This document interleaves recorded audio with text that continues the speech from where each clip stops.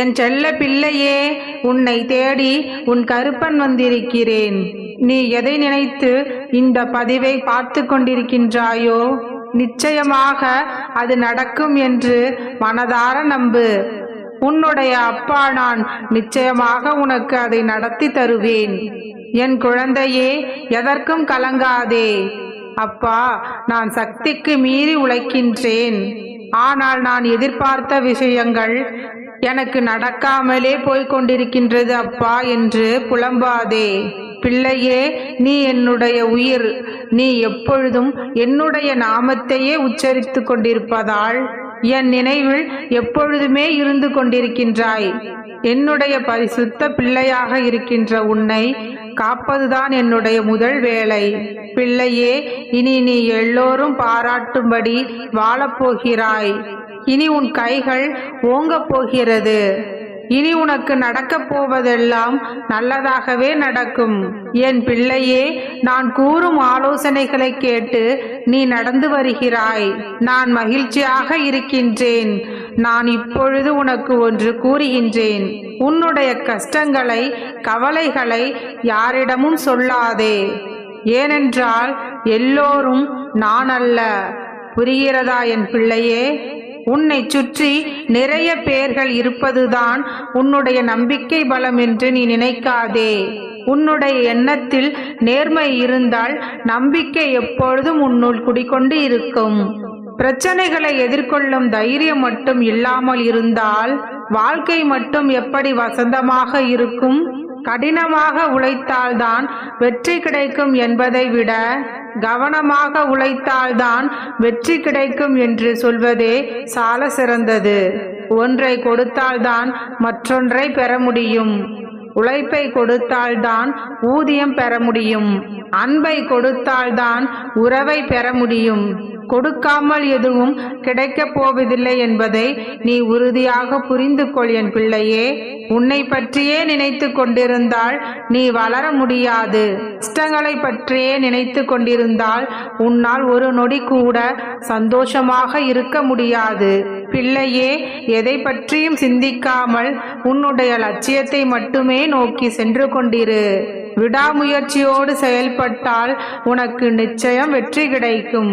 என்னுடைய பரிபூர்ணமான அன்பும் அருளும் ஆசீர்வாதமும் உனக்கு எப்பொழுதும் உண்டு.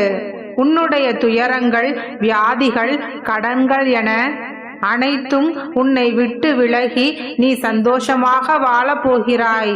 நல்லதை மட்டுமே நினைக்கும் என் பிள்ளைக்கு எல்லாம் நல்லதாகவே நடக்கும்.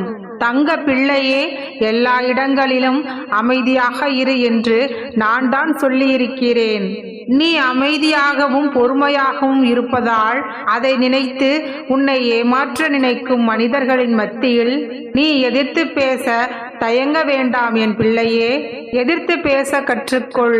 இல்லையென்றால் உன் பக்கம் நியாயம் இருக்கிறது என்பதையே மறந்துவிட்டு எல்லாவற்றிற்கும் நீதான் காரணம் என்று உன்னை சுலபமாக பழி சொல்லி விடுவார்கள்.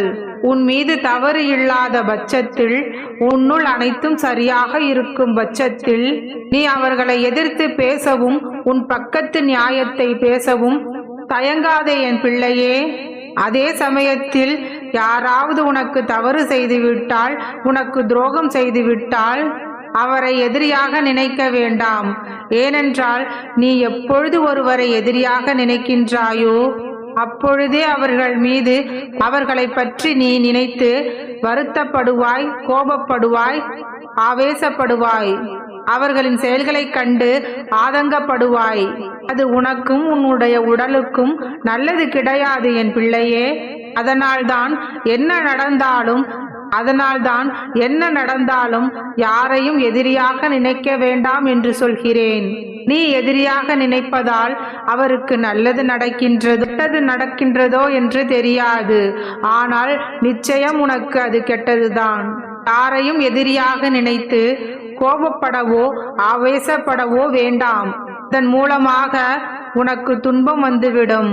உண்மையாக அவர்களிடம் இருந்து சற்று விலகி நின்றாலே உன்னுடைய அருமை பெருமைகளை தெரிந்து கொண்டு அவர்களே உன்னை தேடி வருவார்கள். இல்லாத பொழுது உன்னை தேடிக்கொண்டும் இருக்கின்ற பொழுது உன்னை அலட்சியப்படுத்திக் கொண்டும் இருக்கும் மனிதர்களின் மத்தியில் இது இயல்பான ஒன்றுதான். இந்த வகையிலும் உன்னுடைய எண்ணங்கள் மற்றவர்களுக்கு துன்பம் தராத வகையில் இருக்குமாறு பார்த்துக்கொள் என் பிள்ளையே. நன்மையையும் ஆறுதலையும் தருகின்ற மற்றவர்களின் பேச்சை வைத்துக்கொள். உன்னுடைய வாழ்க்கையில் நீ இப்படித்தான் இருக்க வேண்டும், இப்படி நடந்து கொள்ளக்கூடாது, இதைதான் சாப்பிட வேண்டும், இதை சாப்பிடக்கூடாது, இப்படி நம்முடைய நடைமுறைகள் இருக்க வேண்டும், இப்படி நம்முடைய நடைமுறைகள் இருக்கக்கூடாது, இப்படி நம்முடைய பழக்கங்கள் இருக்க வேண்டும் என்று உன்னுள் நீ எல்லைகளை வைத்து கொண்டால் பிரச்சனைகள் எதுவும் இல்லாமல் நீ நிம்மதியாக வாழலாம் என் பிள்ளையே. எல்லாவற்றிற்கும் ஒரு எல்லைகளை வைத்துக்கொள். நிச்சயமாக நீ எனக்கு பிடித்த செல்ல குழந்தைதான். இப்படி இருக்கையில் உனக்கு பிடித்ததை நான் செய்யாமல் இருக்க மாட்டேன். ஒழுக்கத்தோடும் நல்ல நெறியோடும் நான் சொல்லும் பழக்க வழக்கங்களை கடைபிடித்து வந்தாலே என் அன்பு குழந்தையான உன்னை செல்வ வளத்தோடும் சீரும் சிறப்புமாகவும் வாழ வைப்பேன் என் பிள்ளையே. நன்றாக யோசித்துப் பார். அவ்வளவு உயரத்தில் பறக்கும் பறவை இங்கோ பறந்து போய் ஒரு மிகப்பெரிய கிளையில் அமரும். அதுவும் தனியாக தொங்கிக் கொண்டிருக்கும் அந்த கிளையில் அது எவ்வளவு தைரியமாக அங்கு அமரும் என்பதை நீ எப்பொழுதாவது யோசித்து பார்த்திருக்கிறாயா? பறவைக்கு கீழே விழுந்து விடுவோமே என்று பயமே கிடையாது. ஏனென்றால் அந்த பறவை அந்த கிளையை நம்பவில்லை. எப்பொழுது முறிந்து விழுந்தாலும் தன்னுடைய சிறகுகளால் சிறகடித்து பறந்து விடலாம் என்று தன்னைத்தானே நம்புகிறது. அதுபோலவே நீயும் உன்னை நம்பு. எந்த விஷயமானாலும் அதை நான் தைரியமாக செய்வேன். எந்த விஷயமும் தவறாக நடந்துவிட்டால் தன் மனதை தைரியப்படுத்தி கொண்டு போய்விடலாம்.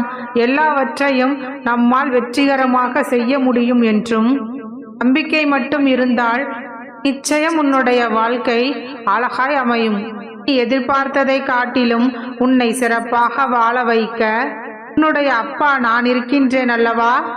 காரணத்தை கொண்டும் மற்றவர்களை மாற்ற முயற்சிக்காதே.